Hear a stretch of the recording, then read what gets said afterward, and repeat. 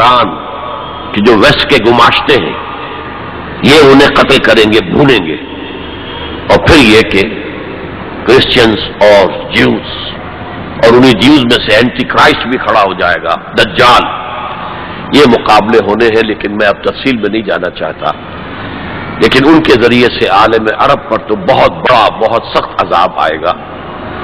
باقی عالم اسلام دوسرے درجے میں ہے، مجرم۔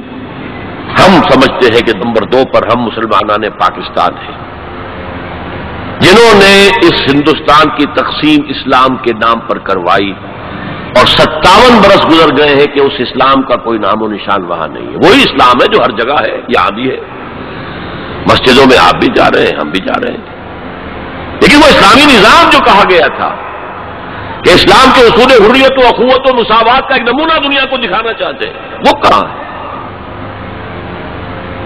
لیکن یہ کہ جہاں تک عرب پر اس عذاب خداوندی کا تعلق ہے، اس کا تو مجھے یقین ہے ہوگا، اور ہولوکاسٹ سے کم 10 گنا ہوگا، خاکم بدہن، جیسے نیبوکڈنیزر کے ہاتھوں جتنے مرے تھے اس سے 100 گنا جو ہے وہ تاتاریوں کے ہاتھوں مرے۔ لیکن یہ کہ باقی امت جو ہے، شاید اللہ تعالی ہمیں ہدایت دے دے، شاید اللہ تعالی قوم یونس کی طرح ہمیں توبہ، اجتماعی توبہ کی توفیق دے دے۔ اللہ کی رحمت سے ہم اس اعتبار سے مایوس نہیں ہیں، اپنی جو بھی ہماری بساط ہے کوشش کر رہے ہیں کہ وہاں پر اسلامی نظام آ سکے جس کے لیے وہ ملک بنایا گیا تھا۔ بہرحال یہ ہے میرا تجزیہ مستقبل کے بارے میں۔ میں اب اسی پر اکتفا کر رہا ہوں، معمول سے بھی زیادہ ٹائم آج ہو گیا ہے۔ اللہ تعالیٰ مجھے بھی اور آپ کو بھی توفیق دے کہ ہم کمر ہمت کسیں اور اس دلدل سے نکلنے کی کوشش کریں، اور اپنی زندگیاں وقف کریں اس کام کے لیے کہ جیسے کل میں نے کہا تھا، جاگو اور جگاؤ، ہوش میں آؤ، دوسروں کو ہوش میں لاؤ، پھر مل جل کر وَلْتَكُن مِّنكُمْ أُمَّةٌ يَدْعُونَ إِلَى الْخَيْرِ وَيَأْمُرُونَ بِالْمَعْرُوفِ وَيَنْهَوْنَ عَنِ الْمُنكَرِ۔ اللہ تعالیٰ توفیق دے، وما توفیقی الا باللہ العلی العظیم۔ الحمدللہ ڈاکٹر صاحب، اس عظیم الشان جلسے کی کثیر تعداد نے آپ کے ساتھ علمی اور ذہنی افق پر مستقبل اور حال اور جو ماضی گزرا اس کا یادگار سفر طے کیا، الحمدللہ۔ اب ہم سوال و جواب کا سیشن شروع کر رہے ہیں۔ سب سے پہلا سوال ہے، ایک مصطفیٰ انصاری صاحب ہیں، وہ کہتے ہیں کہ there is no religious tolerance in Islam for other faiths, how can we refute this allegation in the light of the teachings of Holy Quran? Tolerance اگر نہ ہوتی اسلام میں دوسرے فیتھس کے لیے تو ہندوستان میں کوئی غیر مسلم بچ جاتا؟ کس قدر لمبے عرصے تک یہاں حکومت کی ہے؟ ٹالرنس کا سب سے بڑا ثبوت تو ہندوستان ہے، اور میرا دعویٰ ہے کہ کبھی بھی پوری تاریخ میں کسی شخص کو مذہب تبدیل کرنے پر مجبور نہیں کیا گیا، پوری اسلامی تاریخ۔ دوسرا سوال، what is the difference between dawat Islam and missionary church? Please mention dawat Islam and missionary church. دیکھیے، 2 قسم کی دعوتیں دنیا میں ہوتی ہیں، ایک مشنری ہے، ایک عقیدے کو پھیلانا ہے صرف، ان کے پاس کوئی نظام کا کیا قانون ہی کوئی نہیں، تو سینٹ پال نے قانون ہی ختم کر دیا تھا، لہذا Christianity is a religion which has no law, کوئی شے حرام نہیں، کوئی شے فرض نہیں، بس ایک اخلاقی تعلیم ہے اور کچھ بھی نہیں۔ تو مشنری جو ہوتی ہے وہ صرف عقیدہ پھیلاتے ہیں یا عقیدے کے ساتھ عبادات اس کو پھیلاتے ہیں، اور ریولوشنری دعوت ہوتی ہے کہ جو ایک ریولوشن لانا چاہتی ہے، نظام بدلنا چاہتی ہے۔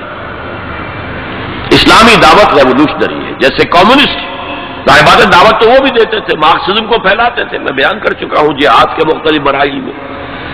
اگر لوگ مارکسزم کے قائل نہ ہوتے پھر وہ مل جل کر ایک کمیونسٹ پارٹی نہ بنتے تو ریولوشن کیسے آتا؟ تو ایک ہے مشنری سٹائل آف دعوت اور ایک ہے ریولوشنری ٹائپ آف دعوت. تو اسلام کی دعوت جو ہے وہ حقیقت میں ریولوشنری اورینٹیشن والی ہے. سید اسد صاحب وہ کہتے ہیں according to you what are the major steps to be taken for the better future of امت مسلمہ؟ Do we need any leader for that?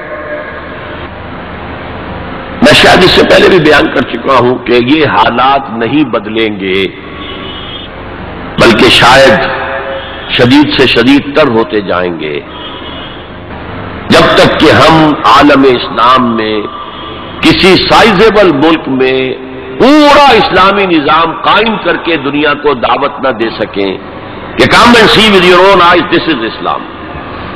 دیکھ لو اس میں کوئی ریپریشن نہیں ہے، دیکھ لو یہاں ایکویلٹی ہے، مساوات ہے، دیکھ لو یہاں پر سوشل سیکیورٹی ہے، کسی شخص کی بنیادی ضروریات، ہر شخص کی بنیادی ضروریات کی کفالت اسٹیٹ کے ذمے ہے.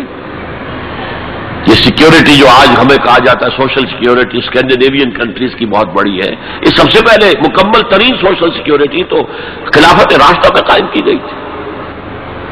بچے کے پیدا ہوتے ہی وظیفہ طے ہو گئی، اور یہ صرف مسلمانوں کے لیے نہیں تھا. حضرت عمر ایک دفعہ دورہ کر رہے تھے کسی پروونشل صدر مقام کا، وہاں دیکھا ایک بوڑھا یہودی بازار میں بھیک مانگ رہا ہے. آپ نے کہا گورنر سے یہ کیا معاملہ ہے؟ یہ جوان ہوتا تو تم اسے جزیہ لیتے، اور یہ بوڑھا ہے تو تم نے چھوڑ دیا بازار میں اس کو کہ بھیک مانگے، اس کا وظیفہ مقرر کرو. یہ نظام تھا جو دیا تھا محمد رسول اللہ صلی اللہ علیہ وسلم.